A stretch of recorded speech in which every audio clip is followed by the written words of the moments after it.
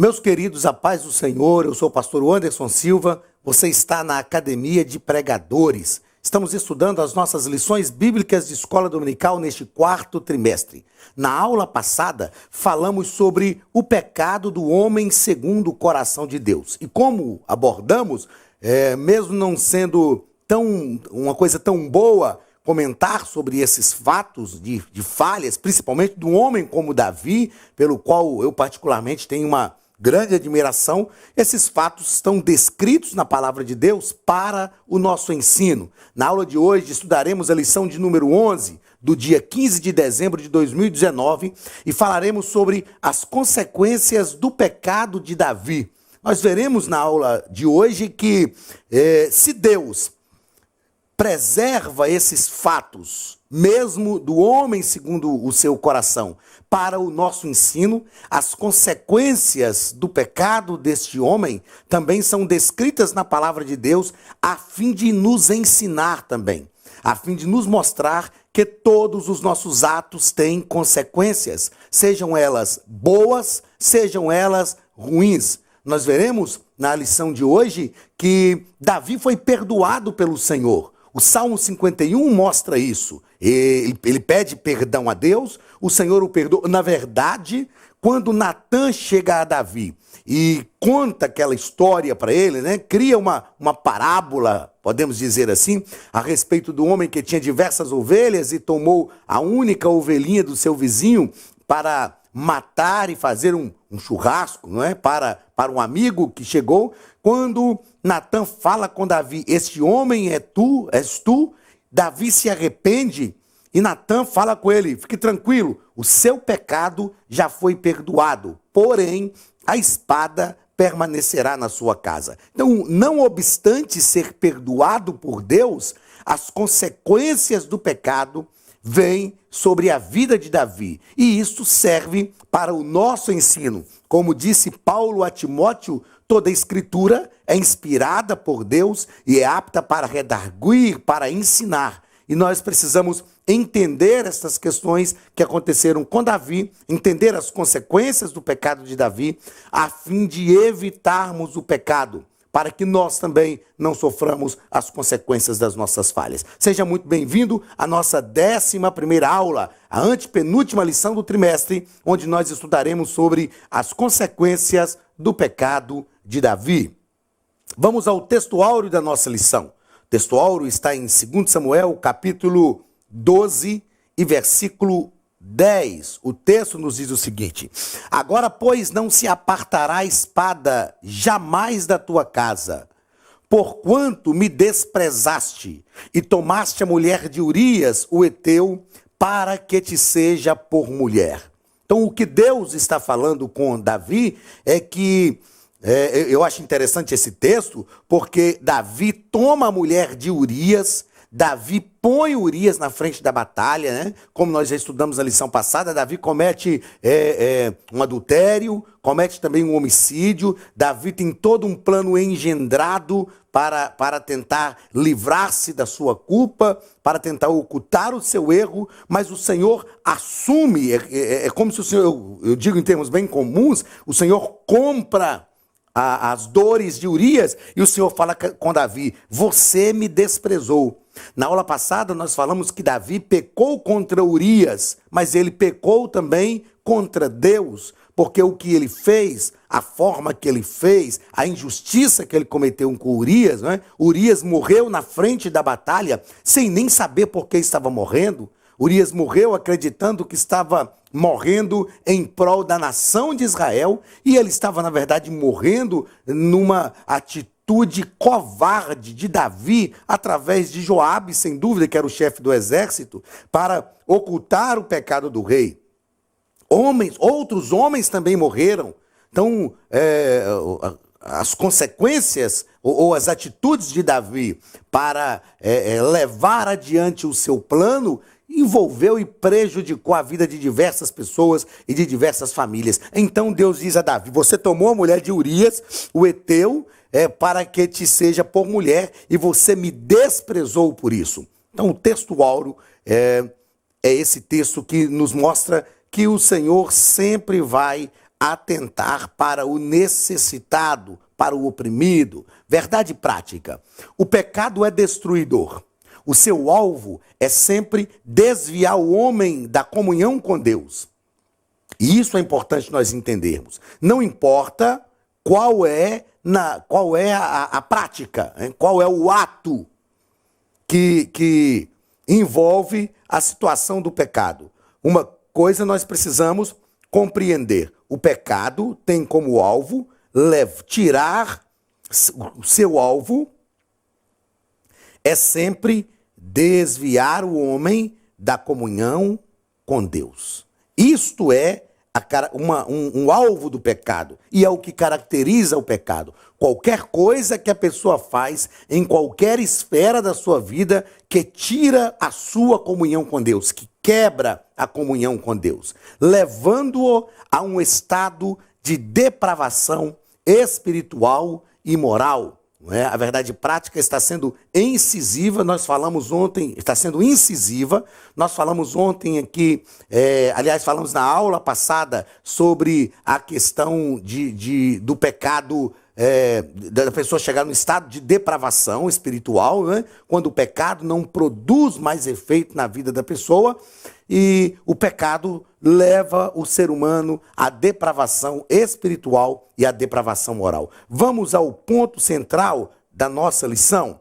O ponto central da nossa lição vai nos asseverar que o pecado tem o alvo de levar o homem ao estado de depravação espiritual e moral. Eu faço questão de deixar bem observada essa situação do estado de depravação espiritual, porque este estado de depravação espiritual é caótico.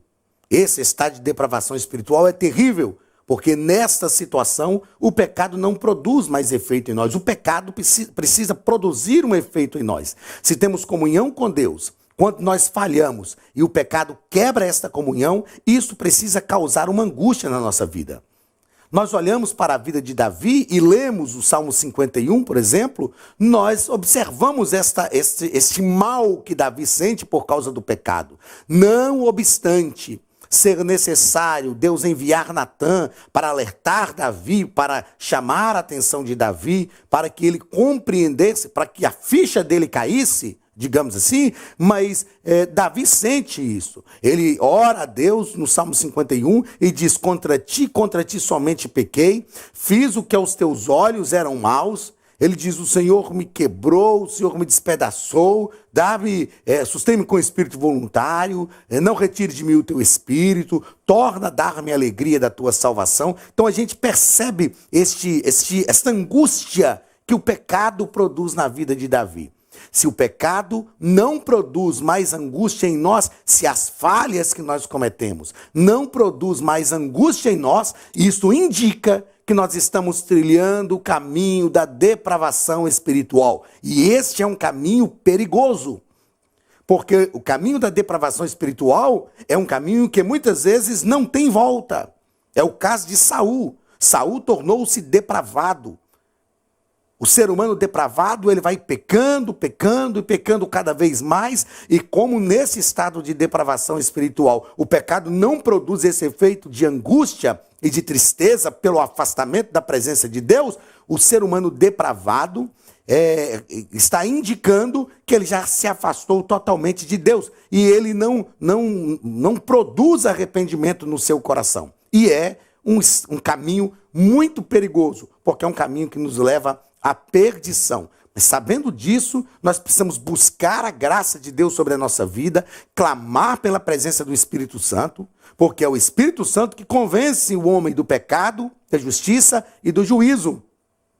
Se nós não estamos sendo mais convencidos do pecado, isso quer dizer que o Espírito Santo não está mais habitando em nós. Mas enquanto o Espírito Santo estiver falando ao nosso coração, outra coisa muito importante a se ressaltar: o Espírito Santo não é tão somente a voz da nossa consciência. A voz da nossa consciência é a voz ética e moral que permeia a vida de todo ser humano. O Espírito Santo vai além da voz da nossa consciência. Ele produz angústia no nosso coração, tristeza na nossa alma, pelo distanciamento de Deus por causa do pecado. E ele nos mostra que a única maneira de resolvermos este problema, de preenchermos essa lacuna causada pelo pecado, é retomando a nossa comunhão com Deus. E ao retomarmos essa comunhão, isso só pode acontecer porque o sangue de Jesus Cristo, seu Filho, Filho de Deus, nos purifica de todo o pecado. Então que nós tenhamos comunhão com o Espírito Santo, que caminhemos junto dele, a fim de que ele traga sempre ao nosso coração, a nossa mente, a nossa alma, alicerçados no temor de Deus, que ele traga as tristezas e angústias do pecado que nós cometemos, as falhas que nós cometemos, a fim de que nós busquemos sempre a presença de Deus. Vamos aos objetivos da nossa lição. Muito bem, objetivos da nossa lição. O objetivo geral da nossa lição é esclarecer que o pecado tem o alvo de desviar o homem da comunhão com Deus e levá-lo a um estado de depravação espiritual e moral. Então, este é o objetivo do pecado. Objetivos específicos da nossa lição. Primeiro, conceituar o pecado no Antigo e no Novo Testamento. É o que nós faremos no primeiro ponto. Conceituar o pecado no Antigo e no Novo Testamento. Segundo, mostrar a repreensão do profeta Natã ao rei Davi. E terceiro, elencar as consequências do pecado de Davi. Vamos à leitura bíblica em classe, que está no livro de 2 Samuel, capítulo 12, do versículo 1 ao versículo 15. 1 Samuel, capítulo 12, do versículo 1 ao versículo 15. Também uma leitura extensa.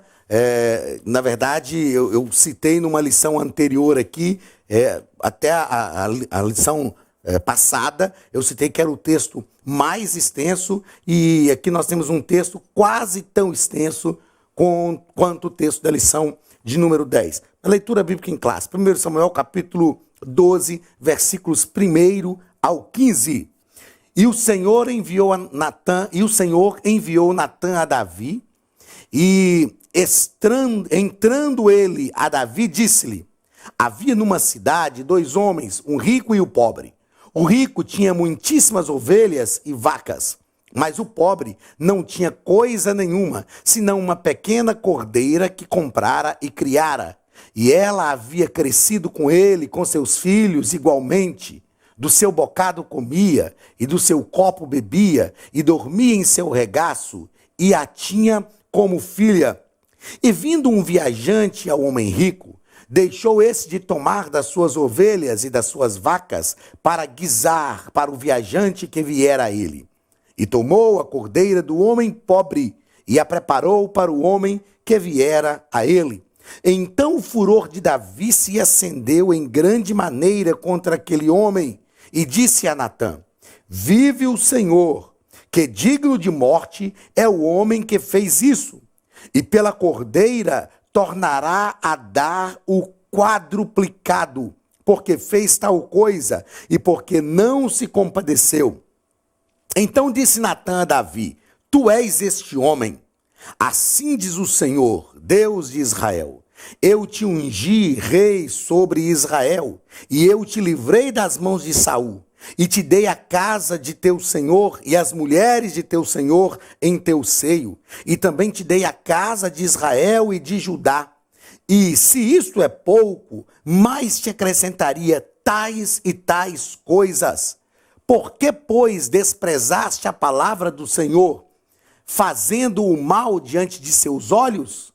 A Urias, o heteu, feriste a espada, e a sua mulher tomaste por tua mulher, e a ele mataste com a espada dos filhos de Amon.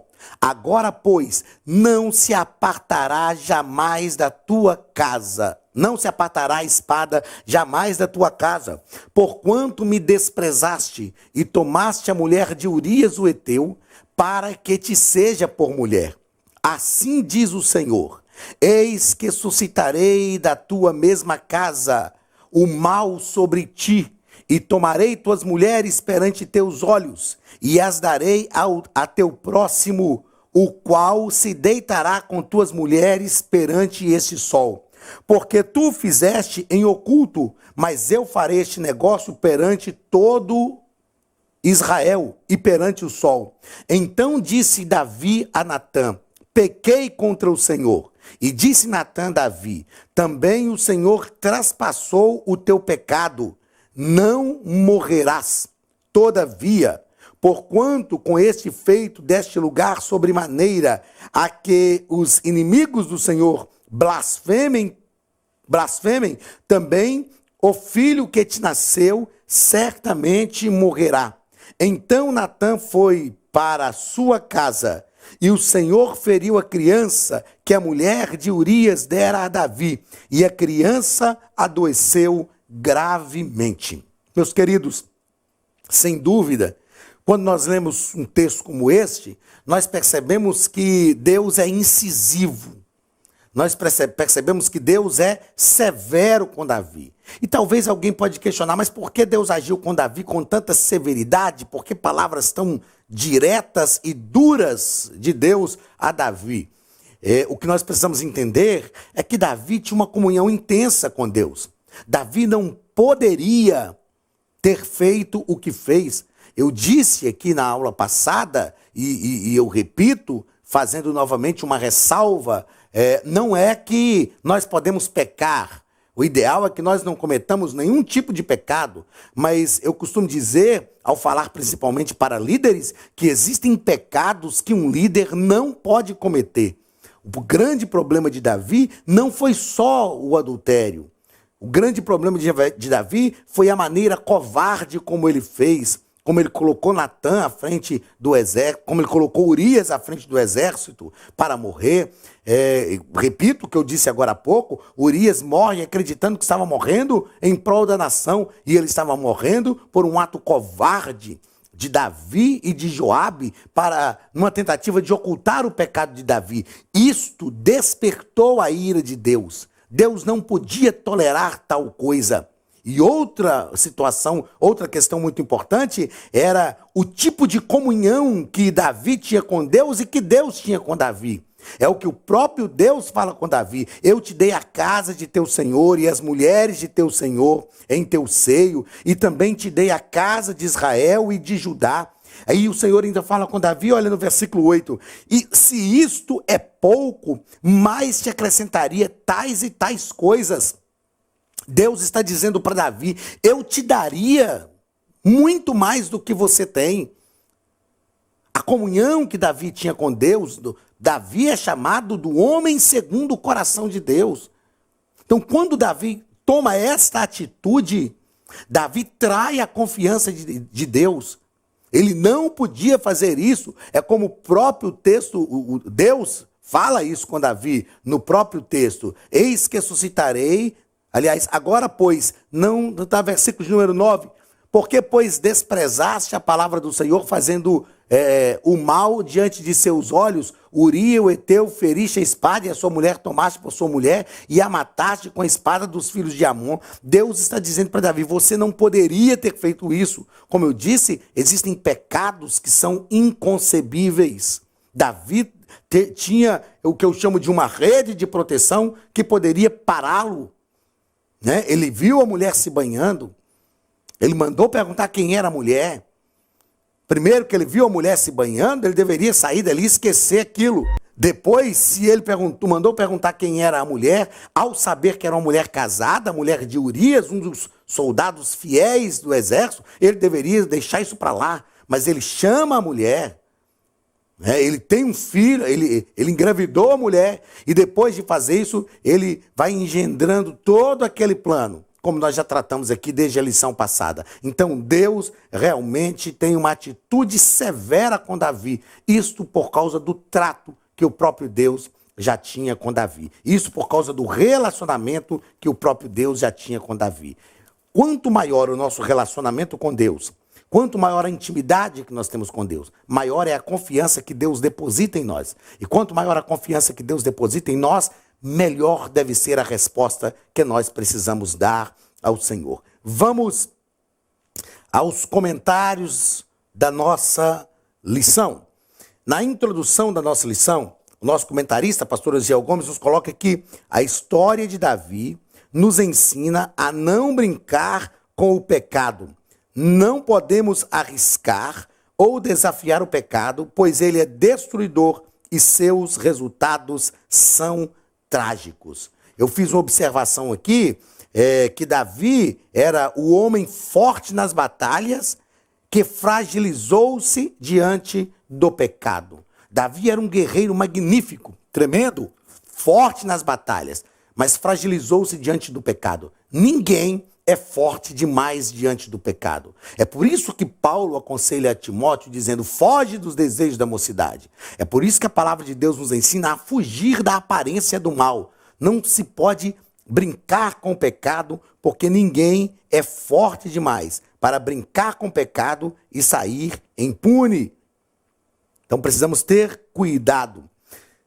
Primeiro ponto, o conceito de pecado no Antigo Testamento, ou o conceito de pecado no Antigo e no Novo Testamento. Primeiro ponto, o conceito de pecado no Antigo Testamento. Pastor Osiel Gomes nos coloca aqui diversos conceitos de pecado: errar o alvo, prática de imoralidade, idolatria, malignidade, perversidade, revolta, rebelião, iniquidade e culpa, transgressão consciente, culpabilidade diante de Deus e desviar-se do bom caminho. Então são diversos os conceitos de pecado que nós temos aqui no Antigo Testamento. Esse primeiro ponto é um primeiro ponto técnico, não é? Só para nós tratarmos das definições mesmo. E depois o segundo parágrafo, Novo Testamento. Mal moral, impiedade, incredulidade, herege ou apóstata, culpa, pecado propriamente dito, derivado da palavra grega hamartia, conduta comprometedora, vida sem lei, referindo-se aos transgressores, adoração falsa, engano, pecado deliberado, introduzir os outros a errarem com falsos ensinos. O que é importante nós entendermos de todas estas definições da palavra pecado, tanto no Antigo quanto no Novo Testamento? O principal termo que define a palavra pecado é o termo grego que nós temos aqui, que é hamartia. O que significa esse termo hamartia? Daí vem o estudo sobre o pecado, né, uma doutrina teológica, uma disciplina teológica chamada amartiologia. É lógico que no grego tem o H aqui, tem o som de R, no nosso caso seria hamartiologia, mas como no português o H não tem som de R, então é amartiologia. Mas o termo grego hamartia traz a ideia de errar o alvo. É alguém que tenta acertar o alvo, como um atirador que tenta acertar o alvo e erra o alvo. Ou seja, a sua intenção é acertar o alvo, mas ele erra. Ele erra por uma falha, né? Dando-nos a ideia que o pecado tem que ser... Aliás, eu sempre faço questão de ressaltar que o ideal é que a gente não pecasse, mas somos seres humanos. Entretanto, o pecado deve ocorrer na nossa vida tão somente como errar o alvo, e não como algo deliberado. Nós já tratamos isso aqui em lições anteriores, voluntários e deliberados. Então, tanto no Antigo quanto no Novo Testamento, a definição mais comum para a palavra pecado é que pecado é errar o alvo. Vamos ao segundo ponto da lição, onde o nosso comentarista fala sobre a repreensão do profeta Davi do profeta Natã a Davi, não do profeta Davi. A repreensão do profeta Natã a Davi. Primeiro parágrafo, uma consciência morta. Então já havia se passado um ano, e para Davi as coisas estavam tranquilas, normais, mas para Deus não. Deus não deixaria impune, como eu já disse, até devido à maneira como Davi fez, Deus não deixaria impune.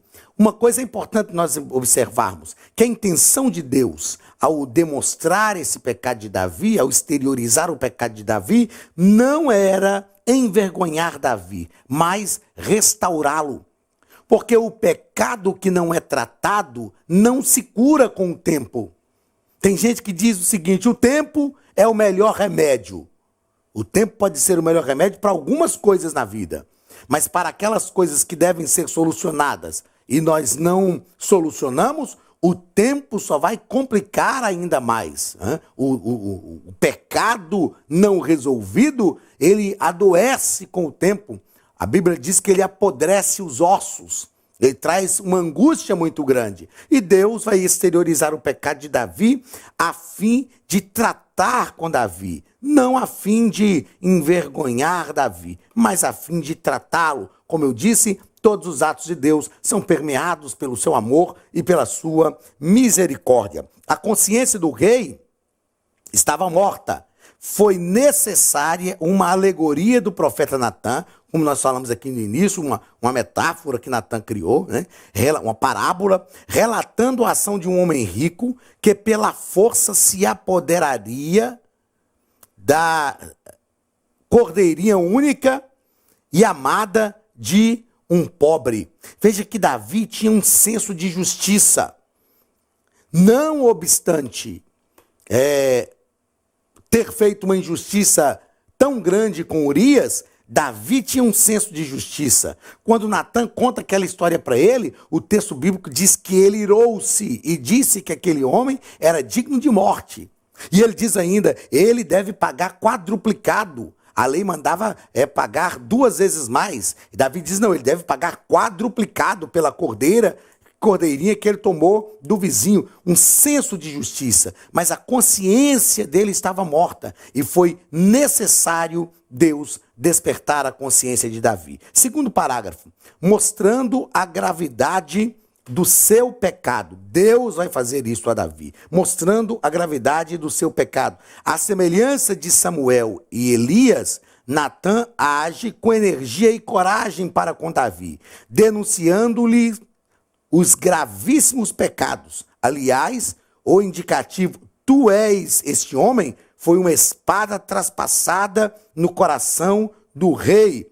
Não poderia ser de outra forma, pois Davi, além do adultério, cometera o crime de homicídio, envolvendo outras vidas. Como nós falamos aqui, Davi não foi repreendido e punido por Deus tão somente pelo adultério, mas pela maneira como ele fez. Eu não estou dizendo que se ele tivesse feito de outra forma, Deus não trataria. Deus trataria, mas o que o texto nos deixa claro é que, além do adultério, ele cometeu o crime de homicídio e ele envolveu outras vidas. Outras pessoas sofreram a consequência do pecado de Davi e ele continuou vivendo como se nada tivesse acontecendo. Ou seja, uma consciência adormecida, um coração duro nesse momento por causa do pecado. E a gente então começa a pensar como Davi pôde fazer isso. Uma das coisas que me chama a atenção, e eu já citei em aulas posteriores aqui, o livro do pastor José Gonçalves, Por que Caem os Valentes, a gente pode pensar como Davi fez algo tão terrível. Um homem que foi chamado de um homem segundo o coração de Deus pela comunhão que tinha com Deus.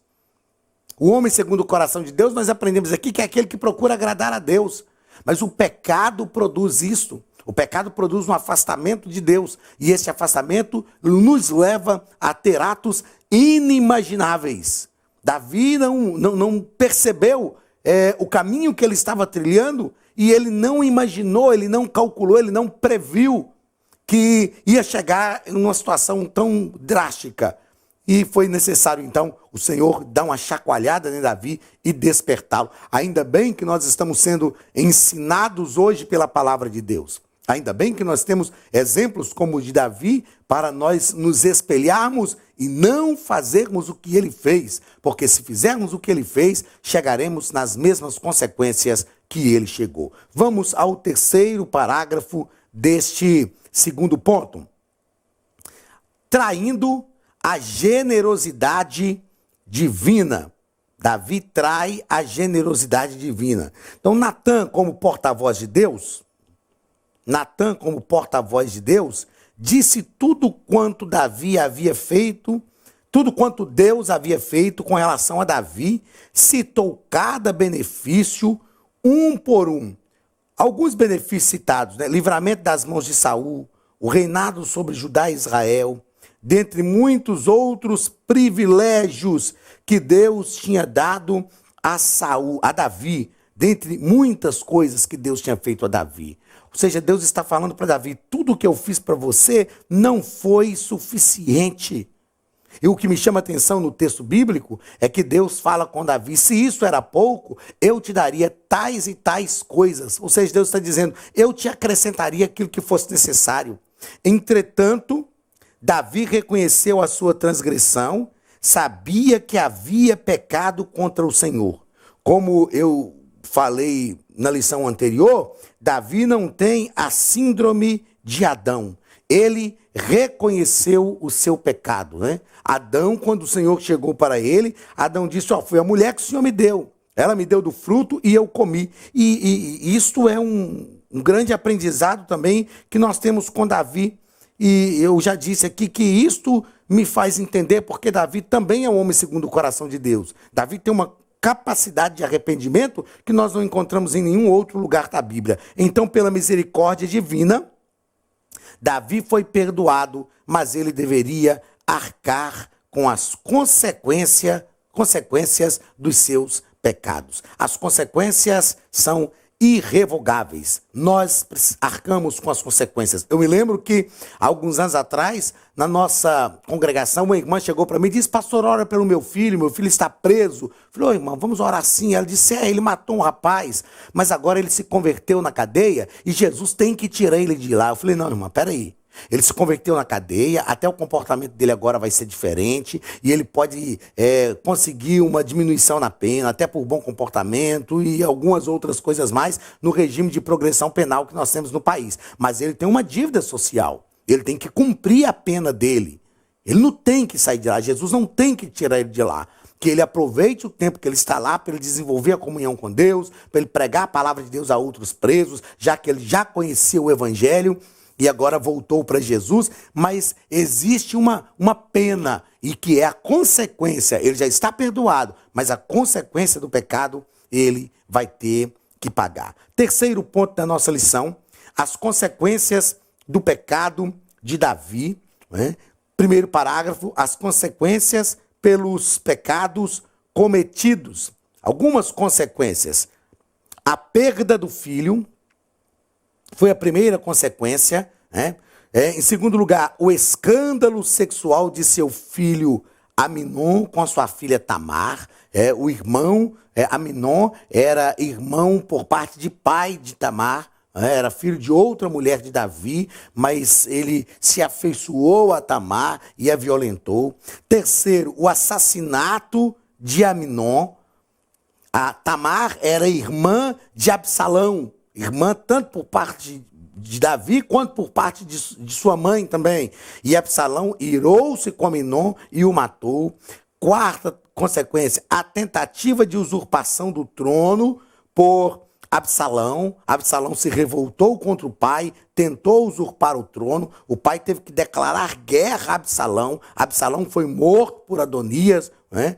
E o abuso público das concubinas reais por Absalão. A Bíblia diz que Absalão se deitava com as mulheres de seu pai. E nós temos ainda depois disso uma outra consequência que foi Adonias, que declarou-se rei sem a autorização do pai. O pai declarou que Salomão seria rei. Salomão começou a reinar e depois Adonias pede a Betseba, mãe de Salomão, que intercedesse a Salomão para que Salomão desse a Adonias, Abzag, que foi a última esposa de Davi, já na sua velhice, e automaticamente era esposa do rei. E Salomão então disse, se hoje ele está te pedindo a esposa do rei, uma das esposas do rei, amanhã ele vai te pedir o trono. E ele mandou matar Adonias, que tinha se agarrado pela segunda vez nas pontas do altar, a fim de não ser morto, mas ele foi morto ali nas pontas do altar mesmo. O que nós aprendemos com tudo isso? Davi foi perdoado pela graça e pela misericórdia divina, mas teve de arcar com as consequências do seu pecado pelo restante de sua vida. Teve que arcar com as consequências do seu pecado. Que esta ideia de arcar com as consequências do pecado não faça nós entendermos que Deus é severo demais. Muito pelo contrário, que essa ideia nos faça compreender que as nossas falhas têm uma gravidade muito grande. E isso deve nos levar à comunhão com Deus e nos fazer lutar para evitar o pecado a todo custo. Segundo parágrafo e último ponto da nossa lição. Davi, o rei fraco no seu próprio lar. Infelizmente, como eu disse, eu não gosto de falar desses erros, desses problemas, desses defeitos de Davi. Isso porque eu gosto muito de Davi, né? Quem é filho de crente como eu, que nunca gostou de Davi, desde o departamento infantil da escola dominical, o menino que derrotou o gigante, o pastor de ovelhas, o mavioso salmista de Israel, o homem que tocava, o menino que tocava harpa, expulsava o espírito mau da vida de Saul, não é? Davi, o homem segundo o coração de Deus. Mas, infelizmente, nós temos que reconhecer isso até para nós aprendermos. Davi foi um grande líder para Israel, mas um péssimo pai para a sua família. Ele teve 12 esposas, 10 concubinas, 21 filhos e uma filha. E observe que os 3 filhos de Davi que morreram tragicamente eram seus sucessores imediatos: Aminon, Absalão e Adonias. Aminon, morto por Absalão, assassinado pelo próprio irmão. A Bíblia diz que Absalão teve que fugir, ficar 3 anos longe de seu pai. Depois ele voltou, Davi ficou mais 2 anos sem falar com ele, e isso gerou uma ira no coração de Absalão. É lógico que Absalão também tinha o coração mau. Ao invés de gerar ira, ele deveria entender que o pai estava decepcionado com ele, porque ele cometeu um assassinato contra o próprio irmão. E depois Adonias, um filho que nunca tinha sido repreendido por Saul, por Davi, a Bíblia nos fala isso, se declarou rei, desrespeitou o pai. O pai estava já no leito de enfermidade, estava já prestes a morrer, mas ele não podia passar por cima da autoridade do pai e se declarar rei como ele fez, né? Quando estudamos a história de Adonias, nós vamos perceber que Adonias era mau. Adonias era dissimulado. Adonias fez coisas terríveis. Na próxima lição, na lição de número 12, nós vamos estudar sobre a rebelião de Absalão e vamos perceber que Adonias tinha o mesmo traço de personalidade de Absalão. E Davi, então, sofreu essas seríssimas consequências por causa do seu pecado. Vamos a algumas considerações que eu julgo ser importantes e finalizamos então a nossa aula. Toda a Bíblia gira em torno da ideia do pecado. Quando eu leciono Teologia do Antigo Testamento, eu utilizo um livro que tem esse nome, Teologia do Antigo Testamento, do Ralph Smith, e o Ralph Smith fala sobre isso. O pecado, a Bíblia gira em torno dessa ideia do pecado. Mas se não fosse o pecado de Adão lá no Éden, não teria toda essa evolução histórica que a Bíblia nos relata. Então, toda a Bíblia gira em torno da ideia do pecado. Outra coisa importante nós entendermos em relação ao pecado é que a Bíblia é radical em relação ao pecado. A Bíblia radicaliza. A Bíblia não trata o pecado mais ou menos. A Bíblia é radical. Terceira observação, a Bíblia trata o pecado com severidade. O que é tratar o pecado com severidade? É demonstrar as suas consequências, é mostrar que o pecado realmente é um erro que afasta a pessoa de Deus. Então o pecado é algo sério. E por fim, com o passar dos tempos, houve socialmente um arrefecimento da ideia do pecado. As pessoas estão pensando no pecado assim como algo tranquilo. Houve esse arrefecimento, esse abrandamento da ideia, da severidade do pecado. Hoje a pessoa chega para o pastor e fala: pastor, eu estou com um problema. Irmão, qual é o seu problema? Não, pastor, que eu estou tendo um relacionamento extraconjugal. Eu estou me relacionando com outra mulher. Ou eu sou solteiro, mas estou tendo relacionamento sexual com a minha namorada. Não, isso não é problema. Isso não é um problema, isso é pecado. Problema é a pessoa está passando por uma dificuldade. Problema é algo muito mais ameno que acontece na nossa vida. Então nós precisamos, como igreja moderna, tratar o pecado com severidade.